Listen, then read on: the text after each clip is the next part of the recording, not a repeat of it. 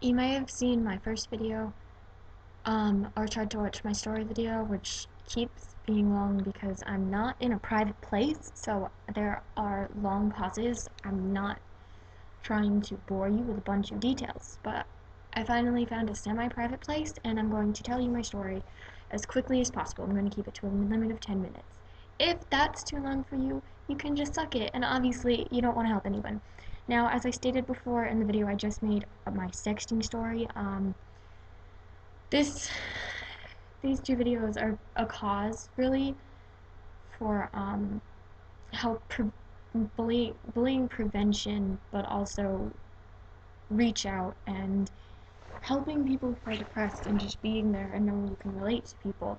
I'm trying to have other people join with me, just common people, um, and almost make a pledge by the end of this video by commenting or subscribing or sharing. I don't even care which one you do. I would prefer commenting because then I know you did it, that you won't ignore others when they need you. And I mean seriously need you. Okay, here's my story. I'm going to start off when I was 13. My mom left her ex-boyfriend of 10 years with me and my sister.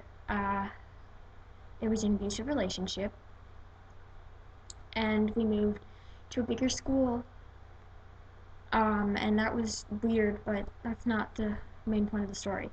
I guess what I had to deal with was her ex, and to put it simply, he was a very threatening man.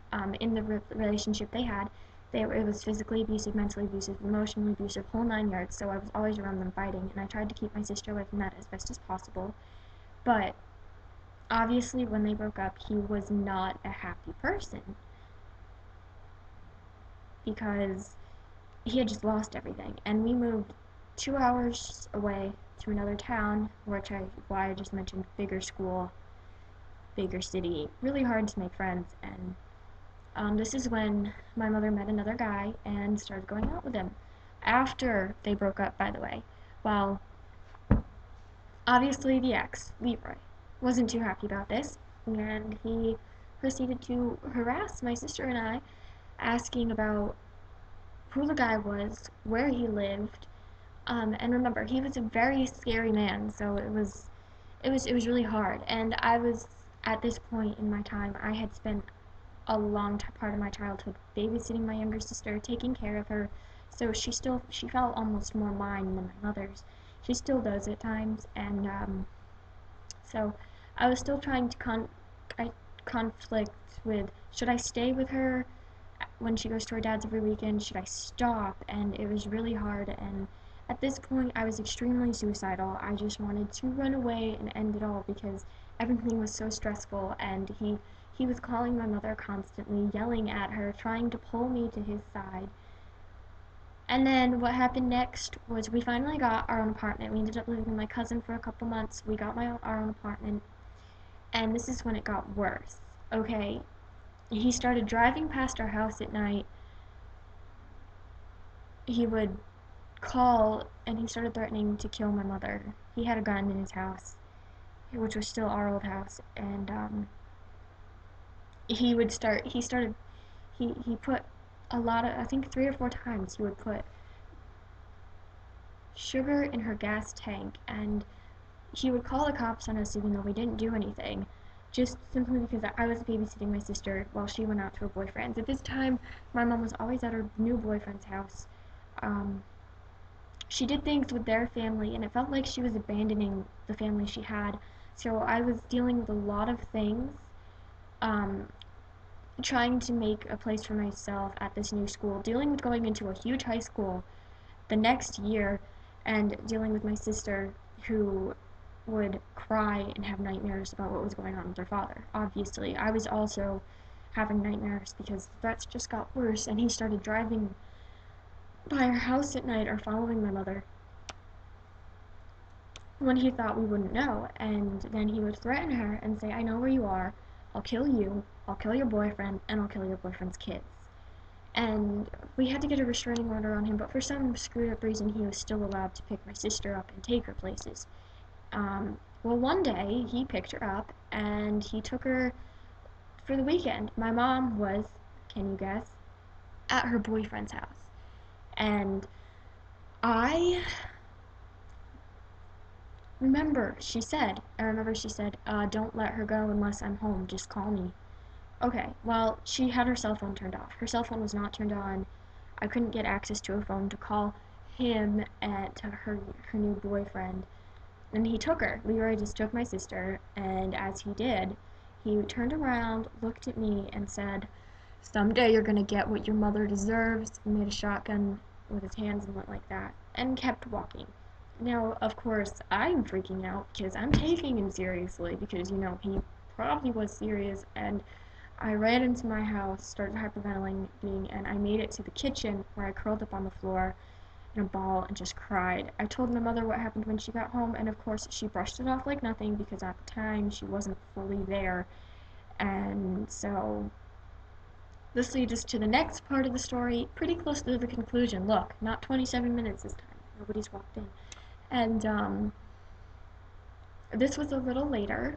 It was close to summer, and instead of coming to pick Amy up, he asked if we could drop Amy off. And I decided to go with my mom all the way to our old town to drop her off so she could stay for the weekend because I just wanted to, go for a ride. And so, we drop her off. He goes into the store. He says, "Hold on, I need to pick something up in the store. Can you keep her in here for a few minutes?" And goes into the store. He's gone for 5 or 10 minutes. Comes back out, leaves with my sister.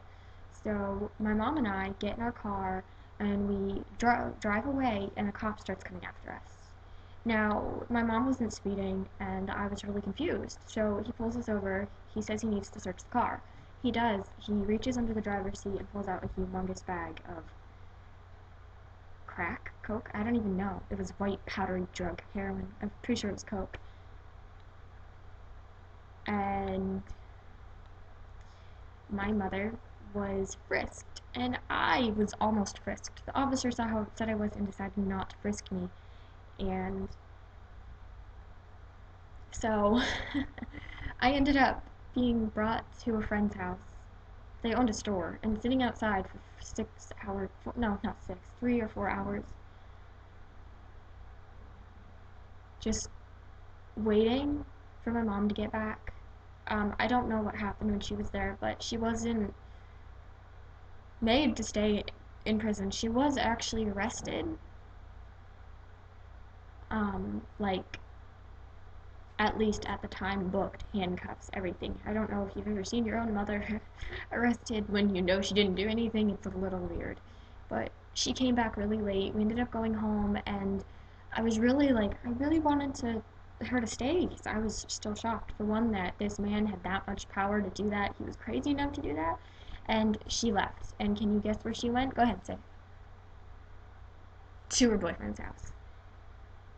And she just left me alone, and I just started crying.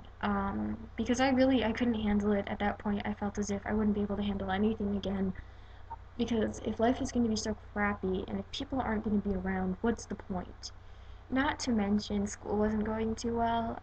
It was a bigger school than I was used to, and I wasn't being bullied per se, but the kids were really cliquey, and it was just really hard to fit in with them.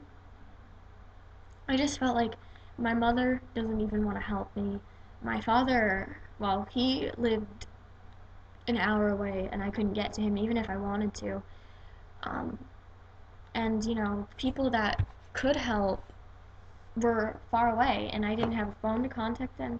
And while they did help, they just weren't there at the time physically. So yeah, I was really, especially after that, it was just suicidal and sad and depressed because the worst part was none of this was my fault, and it caused a lot of trust issues, which kind of leads into the if you watched my sexting story video, which is the only other video I'll have up, which also explains the meaning of this channel thing.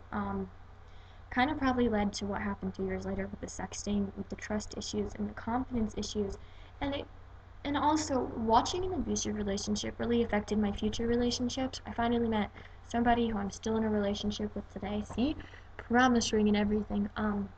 And it really has affected our relationship. We've been through a lot of struggles because of my trust issues from the past and my depression from the past. But she taught me basically that her and my best friend taught me that you really should just open up to people and not be afraid to trust, and but don't be too trusting, obviously, but when somebody's really trying to make a connection with you, make it back. But watching an abusive relationship for 10 years really affected the way I think and really affected how I interact. And I mean, for the first part of our relationship, I was causing fights. I could hit, snap, anything. And eventually, um, we started working it out, and I'm still with her today. And God bless her soul, she's probably the best thing that's ever happened to me, besides my best friend, who is a whole other video, a whole other story about the aftermath of depression. But I just want to close with these words. If you know anybody who's going through something, if you're going through something, you'll get out of it. And help them or help yourself by talking to others and reaching out to people. If I had done that 6 years ago, I probably wouldn't have suffered from so much depression throughout high school and gone through all these mood swings and changes that I did. It's when I reached out to people I ended up in a good place. I'm in college, I'm getting my education, I'm trying to find my way in life, and I'm a lot happier. That's all I want to say. And I also want to say, if I had been telling this story even just 2 years earlier, I would be bawling. Now, for those of you interested, some of the aftermaths of this was nightmares that they would get back together, and those didn't stop till I was 18. Mom and Leroy would get back together. That's the ex. Those didn't stop till I was 18. And I think away from my mother, I moved out. She, as soon as I graduated high school, and as soon as I was gone, I realized it was kind of like I'm free of the whole situation. And another thing, no disrespect to my mother, she eventually, about a year after we moved out, she actually stepped it up and stopped going to her boyfriend's house all the time and was there a lot more. And she is a wonderful mother now. She just went through a lapse, as anyone probably would, after suffering in an abusive relationship for 10 years. Thank you for watching. I hope this wasn't too long. And remember, help people. Please comment on either video if you're willing to help anyone and figure out with me what we can do.